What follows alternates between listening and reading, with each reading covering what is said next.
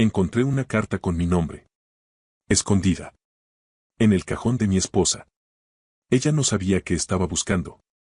3 páginas. Por delante y por detrás. Escritas 7 meses antes de que las encontrara.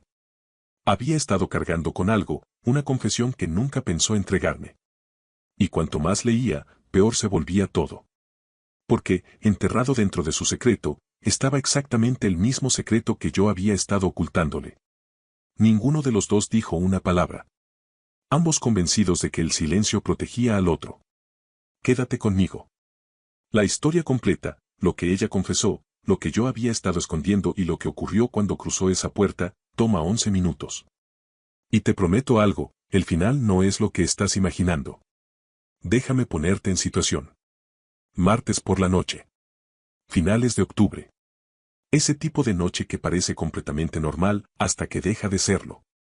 Maya se había ido 1 hora antes para ayudar a su hermana Diane, que atravesaba un embarazo complicado. Llevaba meses haciendo ese trayecto 2 veces por semana. Cocinando, limpiando, simplemente estando ahí. Así es Maya. Yo estaba solo en nuestro apartamento buscando los papeles del seguro del coche. Algún desconocido había rozado nuestro parachoques en un estacionamiento, dejó una nota como una persona decente y necesitaba el número de la póliza para reportarlo. Maya guarda los documentos importantes en el segundo cajón de su cómoda. Me lo enseñó una vez, señaló el lugar y dijo, ahí vive lo importante. Muy propio de Maya. Esa mujer tiene su vida tan organizada que a veces me hace sentir ligeramente avergonzado de mi propia existencia. Así que abrí el cajón. Encontré la carpeta del seguro. Y ahí, debajo. Un sobre. Con mi nombre escrito. Solo mi nombre. Su letra. Nada más. Me quedé de pie sosteniéndolo y sentí algo hundirse en el estómago. No era exactamente pánico. Era más bien esa sensación tan específica que aparece cuando entras en una habitación e inmediatamente percibes que algo está mal, aunque todavía no puedas identificar qué es. Estuve a punto de devolverlo a su lugar. Me dije que quizá era una tarjeta de cumpleaños. Una nota olvidada. Algo dulce e inofensivo. Pero era octubre. Mi cumpleaños es en abril. Nuestro aniversario es en junio. Me senté al borde de la cama. El apartamento estaba completamente en silencio. Y lo abrí. 3 páginas. Escritas por ambos lados. Papel color crema, del caro, el que ella compra cuando escribe algo que realmente importa. La fecha en la parte superior decía, 14 de marzo. 7 meses atrás.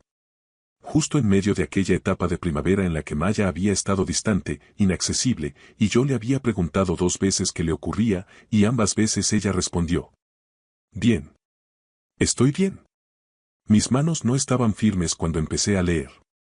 Y solo el primer párrafo ya me dejó claro que aquello no era una tarjeta de cumpleaños. Daniel. No sé si alguna vez te entregaré esto. Lo escribo porque necesito sacar esto de mí y ponerlo en algún lugar antes de que se convierta en algo más oscuro dentro de mi cabeza. Así que aquí está. Crudo. Honesto. Probablemente vergonzoso. Por favor, sé amable conmigo cuando lo leas. Esa opresión en el pecho. Ya desde ese momento. Escribió sobre la primavera. Sobre el ascenso que no consiguió. Los problemas de salud de su madre. La sensación de haber llegado a los 34 años sin reconocer a la persona en la que se había convertido. Ahogándose en silencio. De forma invisible. De maneras para las que ni siquiera encontraba palabras. Y entonces. Entonces apareció la conferencia en Phoenix. Dejé de leer. Solo por un instante. Porque recordaba aquella conferencia. Febrero. 3 días. Había regresado a casa más callada de lo habitual. Lo noté. Me convencí de que simplemente estaba cansada. Me obligué a seguir leyendo. Ya sabes cuál. Te dije que todo estaba bien. Que no había pasado nada. Y entonces llegó la frase que me golpeó como una pared. No pasó nada. Exhalé. Pero algo estuvo a punto de pasar. Quiero ser honesto sobre lo que sentí al leer esas palabras. No fue rabia. No fue esa versión dramática de las películas cuando alguien descubre algo devastador. Fue algo más frío. Más silencioso. Como observar un accidente de coche desde lejos y no poder apartar la mirada. Había un colega que se dio cuenta de que yo estaba pasando por un mal momento. Cenamos 2 veces. Hablamos durante horas sobre ambición, arrepentimientos, aquello que nos daba miedo. Me dijo que yo era extraordinaria. No voy a fingir que no quería escuchar algo así. La última noche, me sugirió que tomáramos una copa a solas. Dejé la carta boca abajo sobre la cama. Me quedé mirando la pared. La volví a tomar. Y me quedé de pie en el pasillo, frente al bar del hotel, durante lo que me pareció muchísimo tiempo. Vamos, Maya. Vamos. Y entonces te llamé. Cerré los ojos. Contestaste al segundo tono. Siempre contestas al segundo tono. Estabas viendo un documental terrible sobre peces de las profundidades marinas y estabas tan sinceramente emocionado por un pez que produce su propia luz que me hiciste reír por primera vez en semanas. Una risa de verdad. De esas que reajustan algo dentro del pecho. Volví sola a mi habitación. Regresé a casa y me aferré a ti aquella noche como si hubiera estado perdida en el mar y tú fueras la costa. Recordé esa noche. Recordé haber pensado que simplemente parecía muy feliz de verme. No tenía ni idea. Pero nunca te lo conté. Y el peso de no habértelo contado me ha estado consumiendo por dentro. Dejé la carta a un lado. Y fue entonces cuando mi propio secreto empezó a presionar contra mis costillas con tanta fuerza que apenas podía respirar. Porque aquí está lo que nadie sabía. Ni Maya. Nadie. Yo también llevaba guardando algo desde enero. Algo que, sentado allí, en aquel dormitorio silencioso con su confesión entre las manos. Por fin tuve que admitir que era igual de grave. Necesito retroceder un poco. Enero. Un mes entero antes de Phoenix. Antes de todo esto. Recibí una oferta de trabajo. Edimburgo, Escocia. Una empresa con la que había estado en contacto de manera discreta, secreta, durante 4 meses. El tipo de puesto que llevaba deseando desde finales de mis 20. El tipo de oportunidad que solo aparece una vez en la vida. La rechacé. Sin decirle a Maya que siquiera existía. Ni una palabra. Ni una insinuación. Nada. Me convencí de que la estaba protegiendo. Ella ya estaba sobrepasada, la salud de su madre, la presión en el trabajo, todo acumulándose. Añadir una mudanza al otro lado del océano me parecía cruel. Pero sentado allí, en aquella cama, sosteniendo entre las manos su confesión de 3 páginas. Por fin admití la verdadera razón. Estaba aterrorizado de que dijera que sí. Porque si decía que sí, tendría que renunciar a cosas. Su carrera. Su familia. Todo lo que había construido aquí. Por mí. ¿Y si algún día terminaba resentida por ello? ¿Y si una mañana la miraba y veía a alguien que había sacrificado demasiado y era demasiado bondadosa para decirlo en voz alta? Así que tomé la decisión yo solo.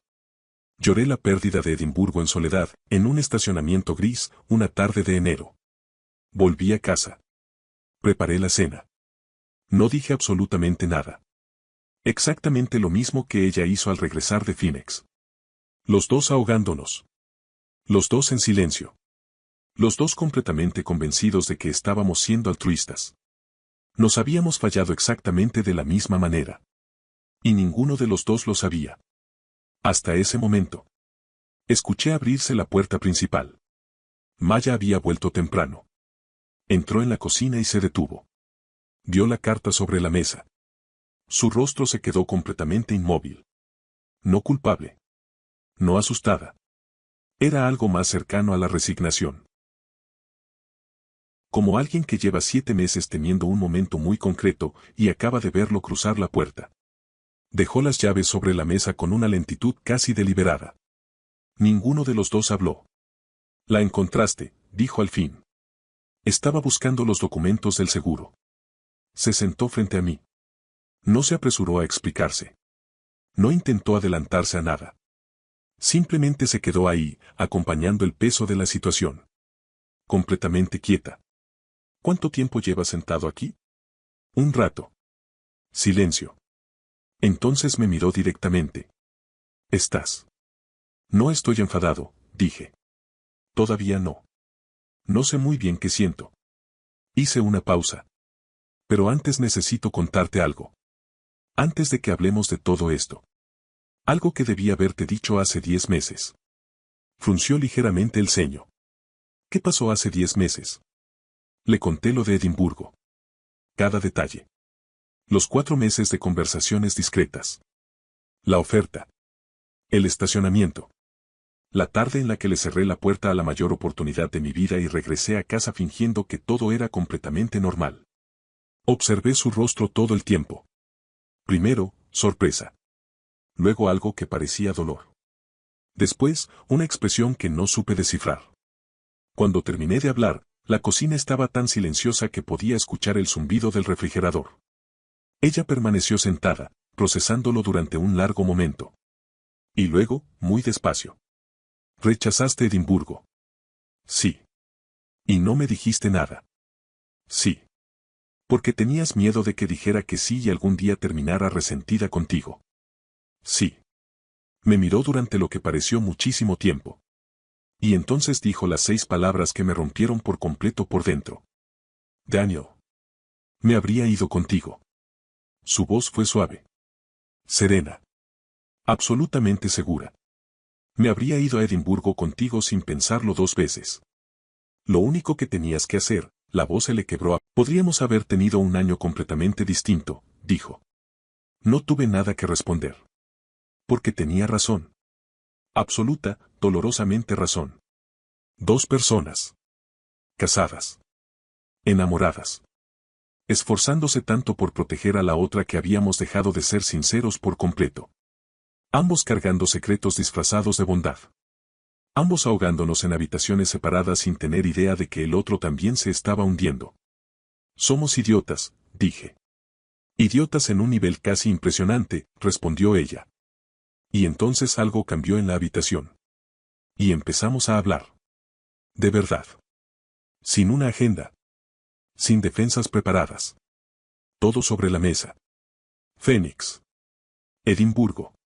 Cada momento en el que elegimos el silencio porque el silencio parecía más seguro. Hablamos hasta la medianoche. Y pensé que ese era el final.